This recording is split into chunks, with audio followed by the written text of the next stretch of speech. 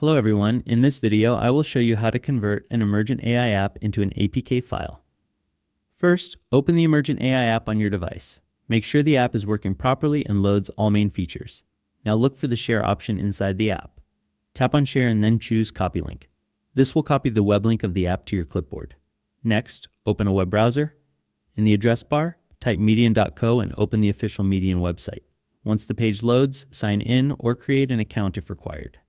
After logging in, choose the option to create a new app. When Median asks for your website URL, paste the link you copied from the Emergent AI app. This link will be used to wrap the web app into an APK app. Now fill in the basic app details.